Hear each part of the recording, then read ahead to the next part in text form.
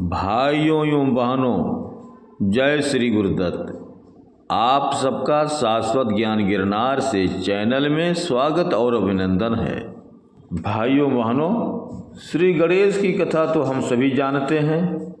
उन्हें गजमुख क्यों और किस प्रकार प्राप्त हुआ, उसके बारे में भी सभी लोगों को पता है। गणेश जी के सर के कटने के विषय में दो कथाएं मुख्य रूप से प्रसिद्ध है। सबसे प्रसिद्ध कथा तो महादेव के द्वारा उनके सर को काटने की है, जो सर्वविदित है। किंतु एक अन्य कथा भी आती है जिसमें शनिदेव की कुदृष्टि के कारण श्री गणेश का मस्तक कट गया था। अब एक प्रश्न आता है कि चाहे वो महादेव द्वारा हो अथवा शनिदेव के द्वारा, कटने के बाद उनका मस्तक आखिर गया कहाँ? इस विषय में भी कई ग्रंथों में अलग अलग कथाएं मिलती हैं। इस विषय में मूल कथा हमें शिव महापुराण, स्कंद पुराण और गणेश उपपुराण में मिलता है। इसके अतिरिक्त भी कई ग्रंथ हैं जिसमें हम इस घटना का उल्लेख पाते हैं। गणेश जी का सर कहाँ गया, इसकी जानकारी देने से पहले हम आप सब भाई बहनों से अनुरोध करूंगा कि चैनल को सब्सक्राइब एवं वीडियो को लाइक तथा शेयर जरूर करें एवं कमेंट्स बॉक्स में अपने विचार से हमें अवगत कराएं। इस विषय में एक और प्रश्न भी आता है कि महादेव तो त्रिभुवन पति हैं, फिर क्या कारण था कि उन्होंने श्री गणेश का मस्तक पुनः क्यों नहीं जोड़ दिया? इस प्रश्न के उत्तर में ही श्री गणेश के मस्तक का रहस्य छिपा हुआ है।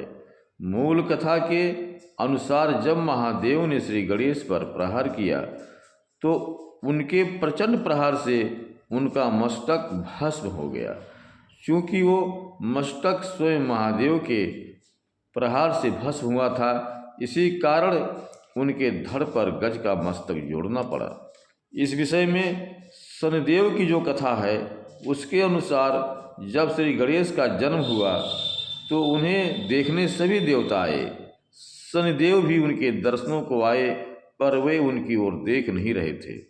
जब माता पार्वती ने उनसे इसका कारण पूछा तो उन्होंने बताया कि वे नहीं चाहते कि उनकी कुदृष्टि उनके पुत्र पर पड़े और कोई अनिष्ट हो जाए। इस पर माता को विश्वास नहीं हुआ और उन्होंने शनिदेव को श्री गणेश को देखने को कहा। जैसे ही शनिदेव ने श्री गणेश पर अपनी कुदृष्टि डाली तो उनका मस्तक कटकर चंद्रलोक में चला गया और वहीं स्थित हो गया।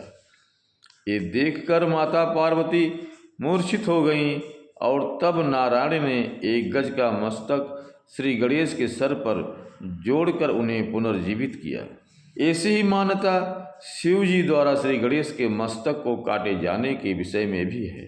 कथा अनुसार त्रिशूल द्वारा काटे जाने पर श्री गणेश का मस्तक चंद्रलोक में जाकर स्थित हो गया।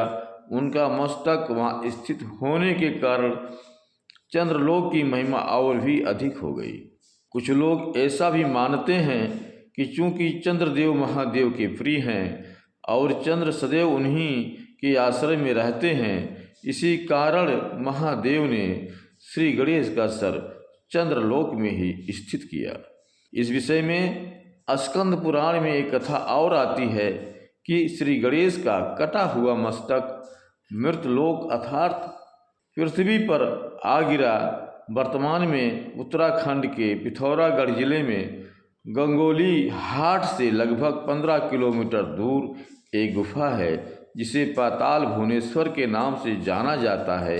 ये गुफा भी बहुत रहस्यमयी है, जो लगभग 160 मीटर लंबी और 90 मीटर गहरी है। ऐसी मान्यता है कि इसी गुफा के अंदर श्री गणेश का वो कटा हुआ मस्तक रखा गया था।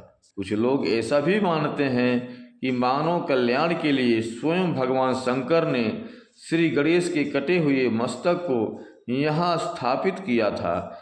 यहाँ श्री गणेश का मस्तक एक शिला में उकेरा गया है, जिसके चारों ओर एक ब्रह्म कमल भी उकेरा गया है। ऐसी मान्यता है कि वो कमल स्वयं महादेव ने बनाया था। उस मस्तक पर जल की बूंदें सदा गिरती रहती हैं, जिसे अमृत माना जाता है। इस गुफा की खोज आदि शंकराचार्य ने की थी। शताब्दियों से यहाँ दूर दूर से लोग उस मस्तक के दर्शन करने को आते हैं। भाइयों बहनों, अब हम अपने शब्दों को यहीं पर विराम दूंगा। पुनः मिलेंगे अगले वीडियो में। जय श्री गुरुदत्त, जय श्री गुरुदत्त।